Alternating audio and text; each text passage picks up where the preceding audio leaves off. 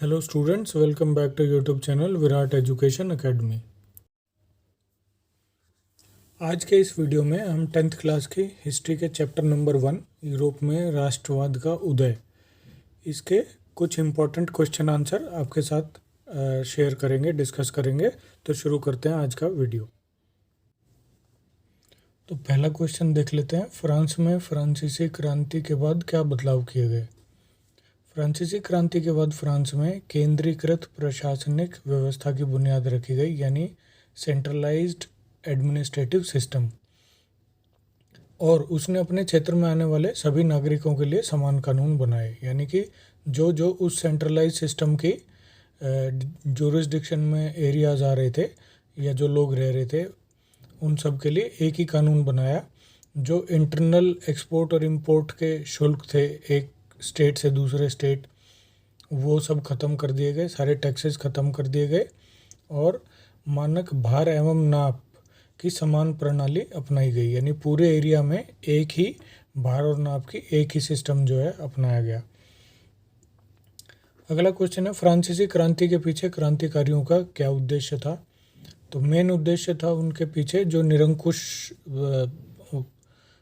शासन व्यवस्था थी, राजतंत्र जो था, उसको चेंज करना, उससे मुक्त कराना।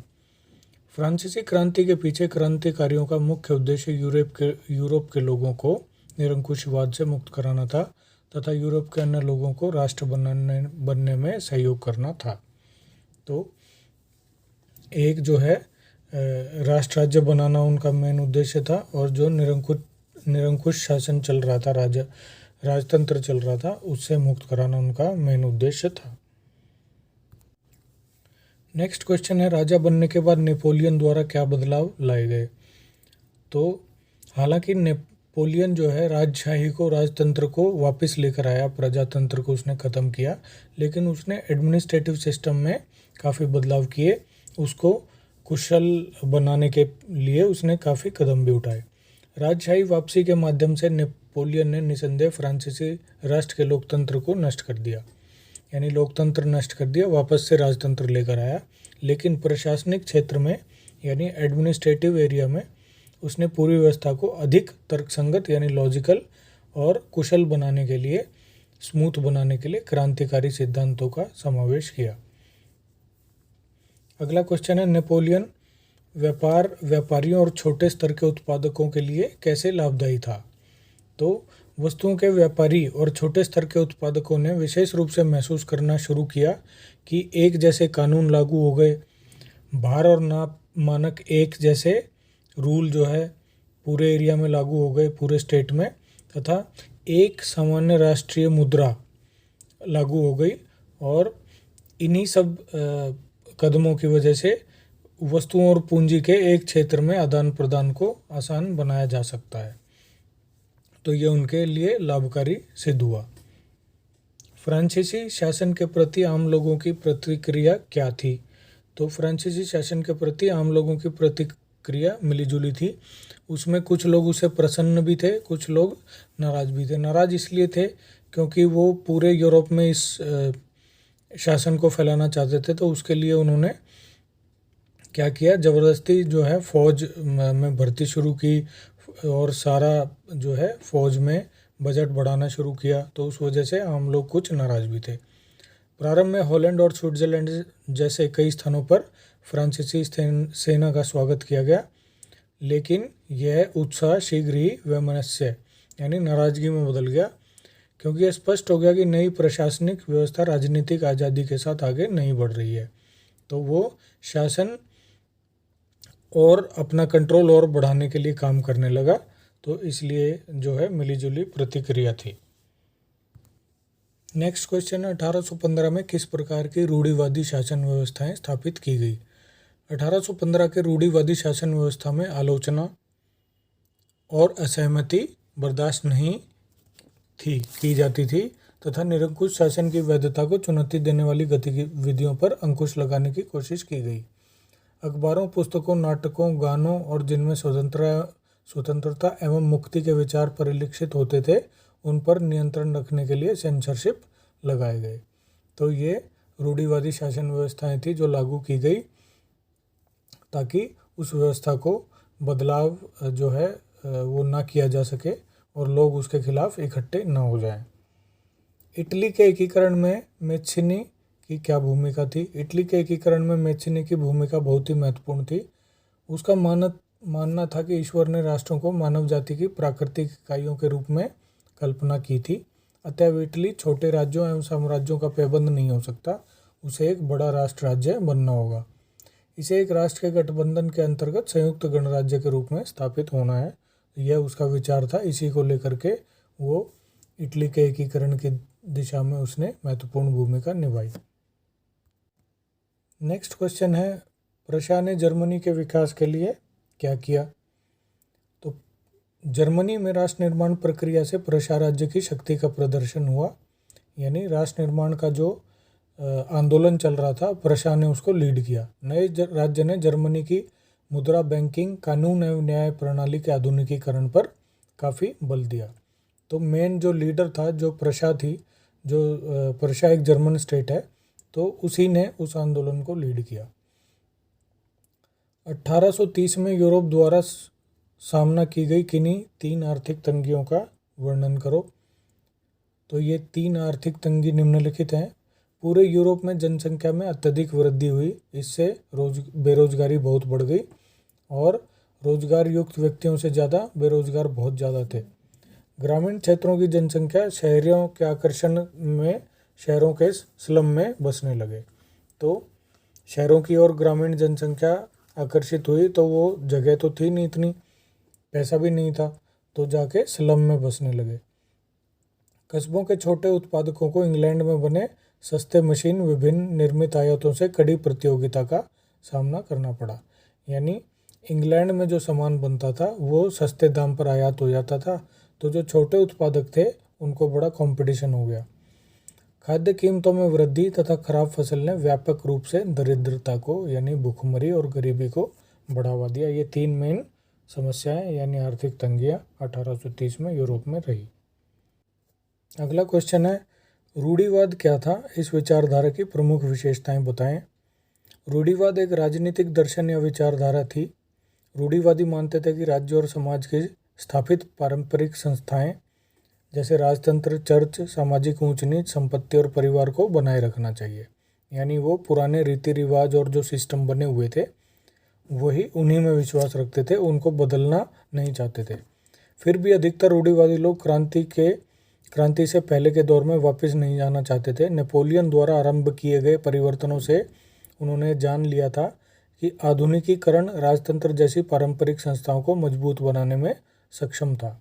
वह राज्य की ताकत को ज़्यादा प्रभावी और मजबूत बना सकता था।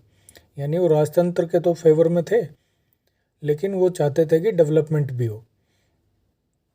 एक आधुनिक सेना, कुशल नौकरशाही, गतिशील अर्थव्यवस्था, सामंतवाद और भूदासत्व की समाप्ति यूरोप के निरंकुश राजतंत्रों को शक्ति प्रदान कर सकते हैं। यानी थोड़ी बहुत तरक्की भी हो जाए तो जो है जनता भी उनके फेवर में रहेगी और जो राजतंत्र है उसको और भी ज़्यादा शक्ति मिलेगी। अगला क्वेश्चन है, 1815 की वियना संधि की मुख्य बातें क्या थी? 1815 में हुई वियना की संधि की प्रमुख बातें निम्नलिखित थी। फ्रांसीसी क्रांति के दौरान हटाए गए बूर्बों वंश को सत्ता में बहाल किया गया और फ्रांस ने उन क्षेत्रों को खो दिया जिन पर कब्जा उसने नेपोलियन के अधीन किया था।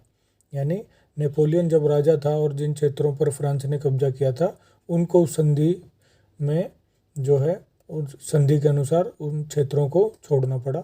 फ्रांस की सीमाओं पर कई राज्य स्थापित कर दिए गए ताकि भविष्य में फ्रांस विस्तार नहीं कर सके। अतः उत्तर में नीदरलैंड्स राज्य स्थापित किया गया जिसमें बेल्जियम शामिल था और दक्षिण में पीडमोंट में जिनेवा को जोड़ दिया गया।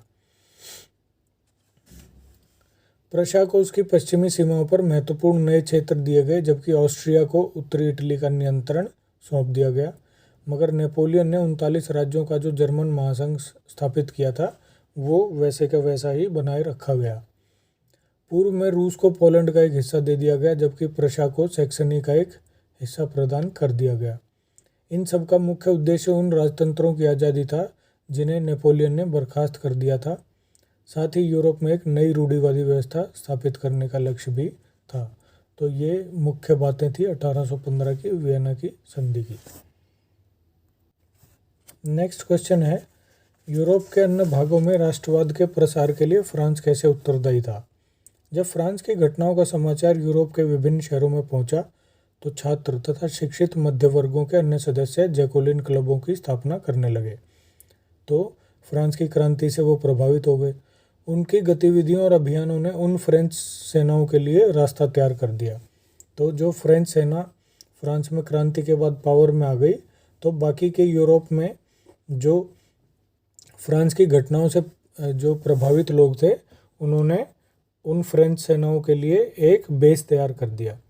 क्रांतिकारी युद्धों के शुरू होने के साथ ही फ्रांस सेनाएं राष्ट्रवाद के विचार को विदेशों में ले जाने लगी, यानी पूरे यूरोप में उन्होंने इस राष्ट्रवाद का विचार फैलाना शुरू कर दिया।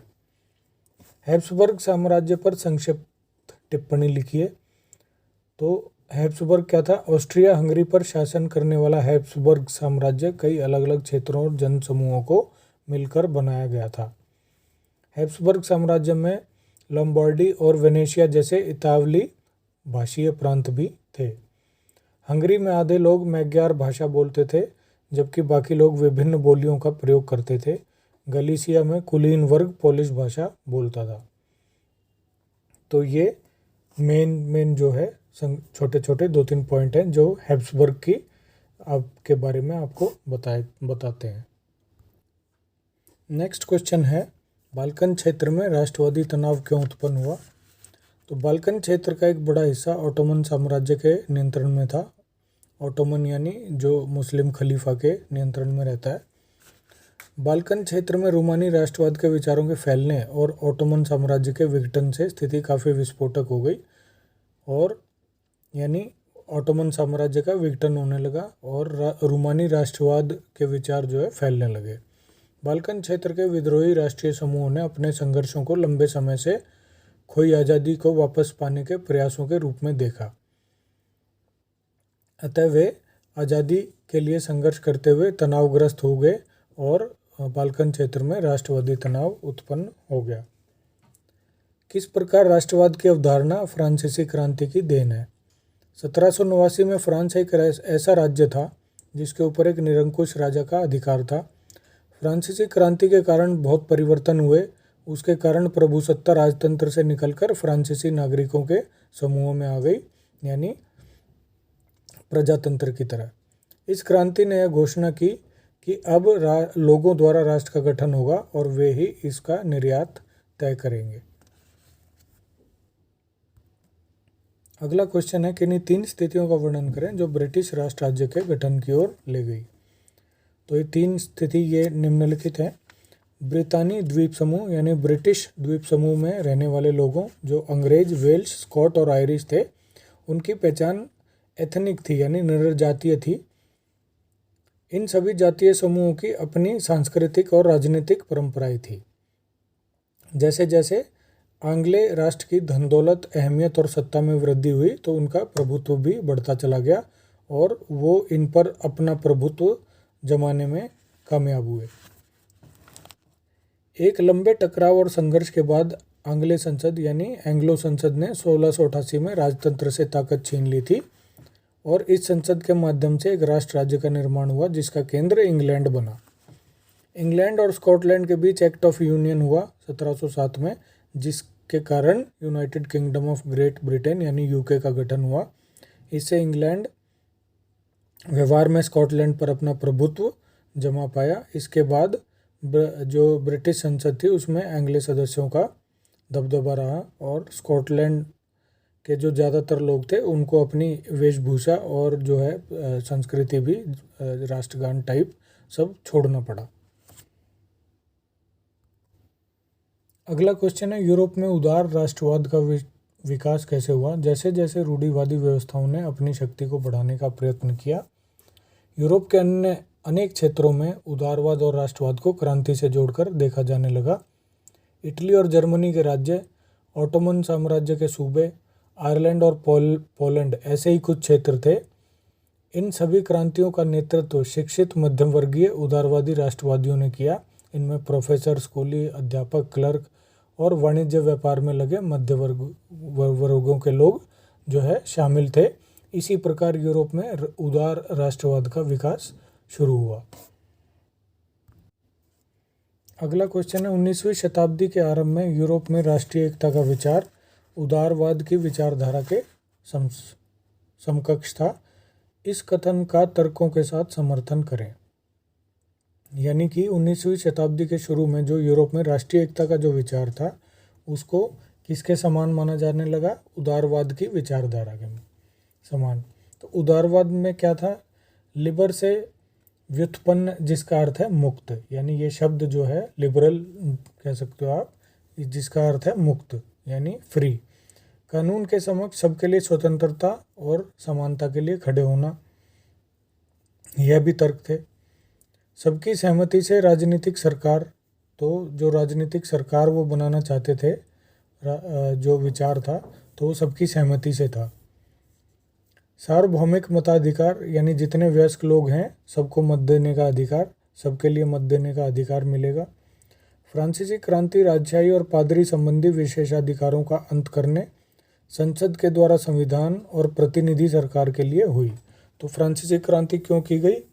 कि राजशाही और पादरी संबंधी जितने विशेषाधिकार पहले चले आ रहे थे राजतंत्र में, उसको ख़त्म करना था और संविधान के अनुसार सरकार चलनी थी, और प्रतिनिधि सरकार यानी लोगों द्वारा चुनी गई सरकार, उसके लिए ये फ्रांसीसी क्रांति हुई थी। समान राजनीतिक अधिकारों के लिए संघर्ष किया गया, यानी सभी को समान अधिकार मिले। आर्थिक रूप से निजी संपत्ति की अनुल्लंघनीयता, तो जो आर्थिक रूप से जो भी निजी संपत्ति है वो सब में बहुत ज़्यादा ऊपर नीचे उसका रेशो ना हो।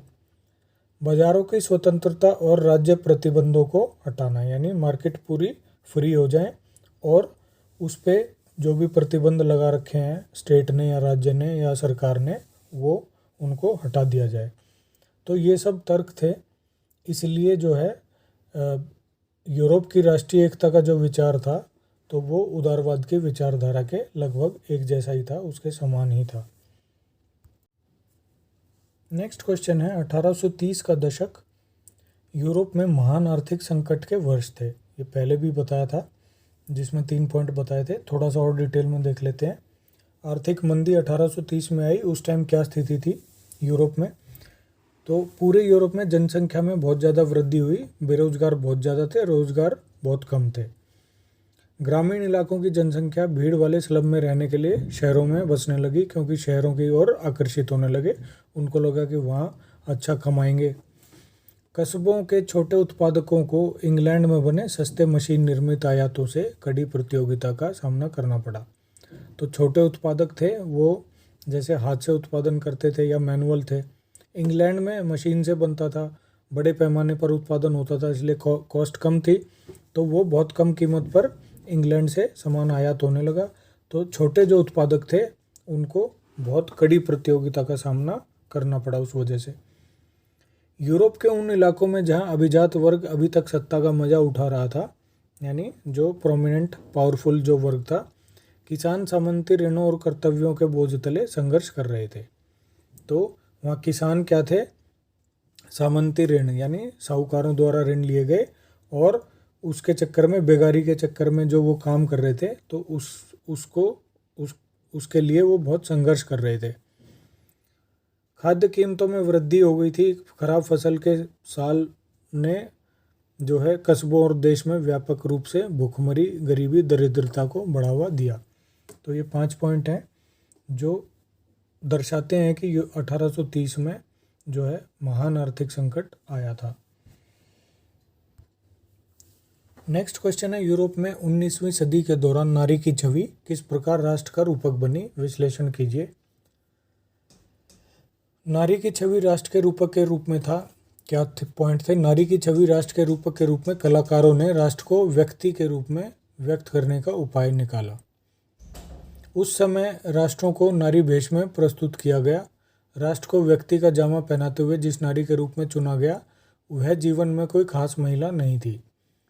यह तो राष्ट्र के अमूर्त विचार को ठोस रूप प्रदान करने का प्रयास था। इस प्रकार नारी की छवि राष्ट्र का रूपक बन गई। इस प्रकार फ्रांसीसी क्रांति के दौरान कलाकारों ने स्वतंत्रता, न्याय और गणतंत्र जैसे विचारों को व्यक्त करने के लिए नारी रूपक का प्रयोग किया।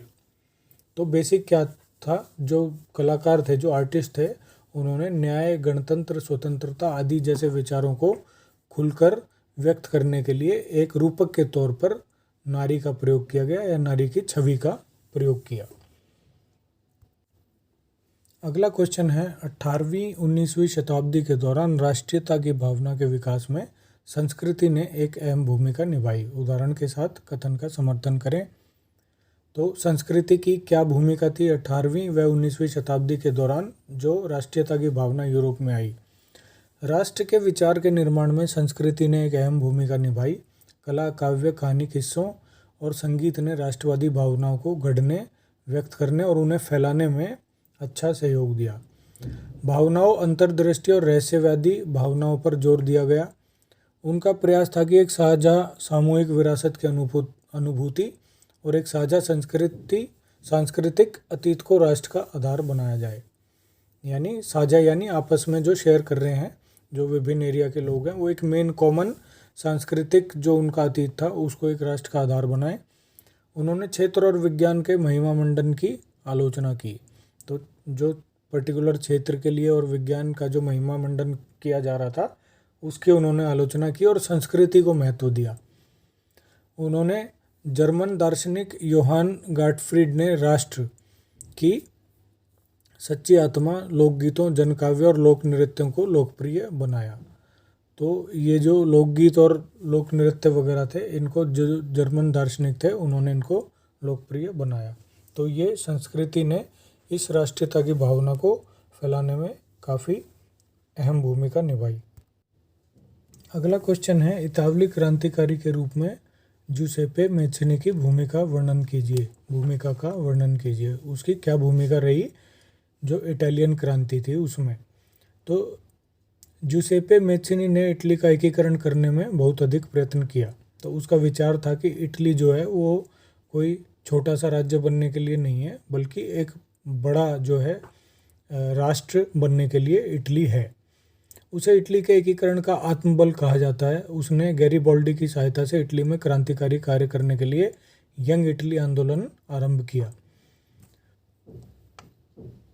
उसने इटली ही नहीं अपितु समस्त यूरोप के नवयुवकों में स्वतंत्रता प्राप्ति की भावना जागृत करी।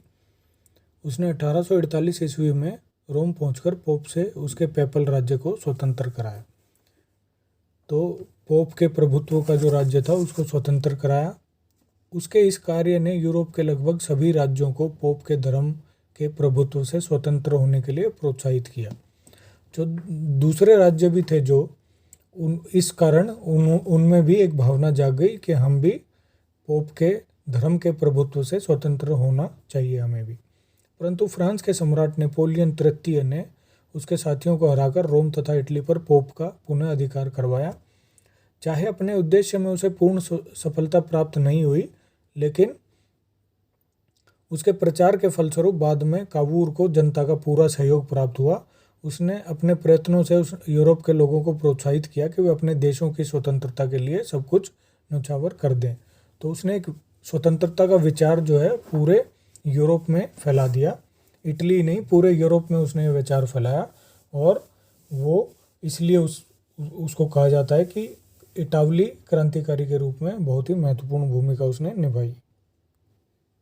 तो बच्चों, ये 10th क्लास का हिस्ट्री का चैप्टर नंबर 1 यूरोप में राष्ट्रवाद का उदय, इसके कई मिले जुले जो है हमने क्वेश्चन आंसर इम्पोर्टेंट जो ऑफ एंड ऑन एग्ज़ाम में आते रहते हैं आपके साथ इस वीडियो में डिस्कस किए हैं। कुछ और क्वेश्चन आंसर हैं जो लॉन्ग आंसर टाइप हैं, यानी ऐसे टाइप क्वेश्चन आंसर, उनको हम एक और वीडियो में आपके साथ डिस्कस करेंगे। उम्मीद है आपको ये वीडियो पसंद आया होगा। धन्यवाद।